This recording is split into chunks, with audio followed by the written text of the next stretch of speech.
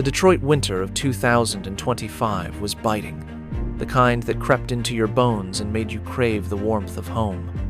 Marshall Mathers, better known to the world as Eminem, stood in his studio, a sanctuary of beats and rhymes, staring out at the snow-dusted streets.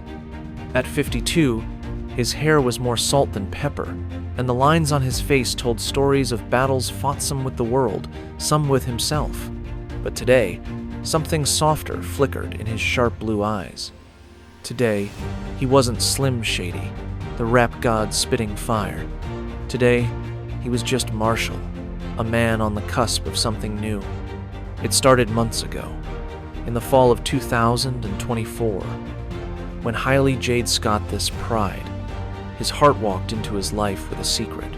She'd always been his anchor, the little girl he'd rapped about in Hailie's song, the one who'd grown into a poised, radiant woman.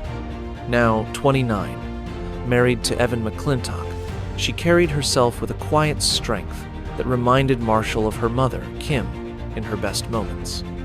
That October day, she'd asked him to meet her at a small cafe downtown, away from the chaos of his world.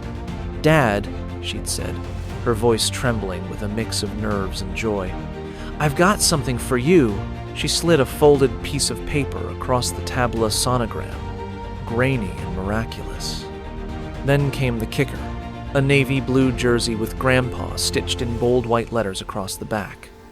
Marshall's jaw dropped, his usual quick wit silenced. He'd laughed, a rare, unguarded sound, and pulled her into a hug. "You're messing with me," he'd said, but the tears in his eyes betrayed him. Hailie, his baby, was having a baby. The months that followed were a blur of anticipation.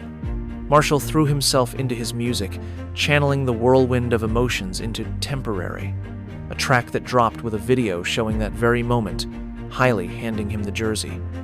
The sonogram glowing like a promise. Fans lost their minds, but for Marshall, it was personal. He wasn't just a rapper anymore. He was about to be a grandpa. The 14th of March, 2025, dawned cold and clear. Marshall was at home, pacing the living room when Evan's call came through. "She's here, man. He's here.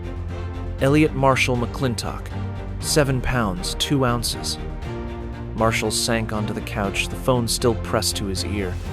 Elliot Marshall. His name echoed in the boys, a quiet honor that hit him square in the chest.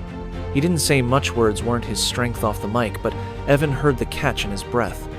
"We'll see you soon," Evan said, and Marshall nodded, even though no one could see. The hospital was a 20-minute drive, but it felt like forever. Marshall pulled his hoodie low, slipped on sunglasses, and drove himself, the radio off for once. He didn't need music. His head was already full of a melody of pride, fear, and something he hadn't felt in years, peace. When he walked into the room, Hailie was there, glowing despite the exhaustion, cradling a tiny bundle in her arms. Evan stood beside her, a tired grin on his face. "Meet your grandson," Hailie whispered. Marshall took Elliot gingerly, like he was holding a fragile lyric he hadn't yet perfected. The baby's eyes were closed, his tiny fists curled, and a tuft of dark hair peeked from under a knit cap. "He's got your nose," Marshall said gruffly, and Hailie laughed. "Poor kid," she teased. But as he sat there, rocking Elliot, something shifted. The man who'd spent decades battling demons, who'd turned pain into platinum records, felt a stillness he hadn't known he'd been chasing. The next few weeks were a revelation. Hailie and Evan brought Elliot to Marshall's house often, filling the once quiet space with coos and cries. Marshall, who'd never been one for domesticity, found himself warming bottles and fumbling with diapers. "You're a natural," Evan said one afternoon, watching Marshall sway with Elliot in his arms, humming a beat under his breath. "Don't tell anyone," Marshall shot back, but the smirk on his face said he didn't mind. One evening, as the sun dipped low and painted the sky orange, Marshall sat on his porch with Elliot, asleep against his chest. Hailie joined him, a mug of tea in her hands. "You're good at this, Dad," she said softly. He shrugged, but his eyes stayed on the baby. "Didn't think I'd get a second chance at this kind of thing," he admitted. "Missed a lot with you, you know?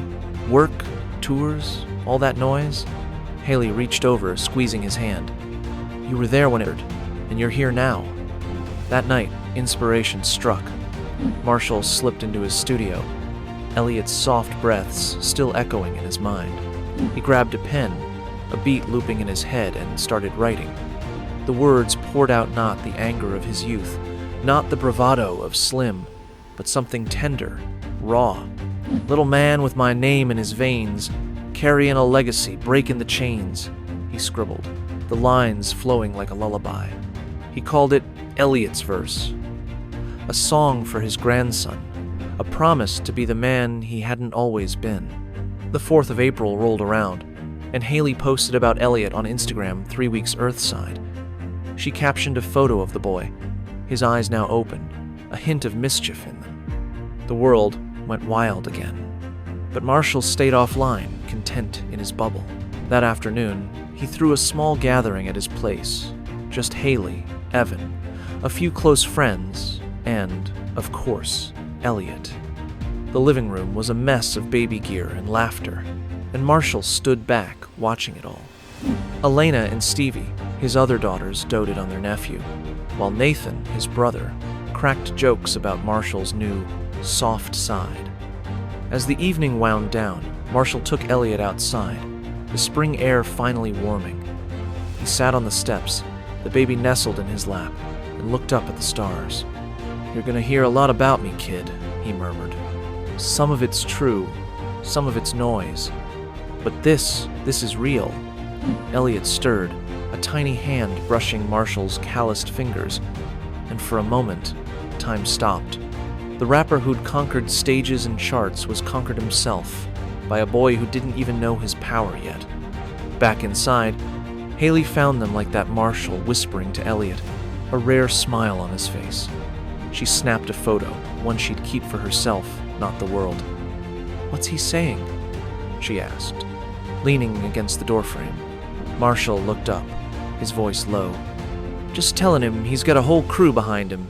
Me, you, Evan family." Hailie's eyes softened. "He's lucky to have you, Grandpa." The words still felt strange, but it fit. Grandpa Marshall. He'd spent his life building a legacy through music, but this tiny life was a new verse, one he hadn't scripted. And as Elliot's eyes fluttered open, meeting his for the first time, Marshall knew he'd spend the rest of his days making sure that legacy was one of love, not just lyrics. The snow was gone now, replaced by the promise of spring.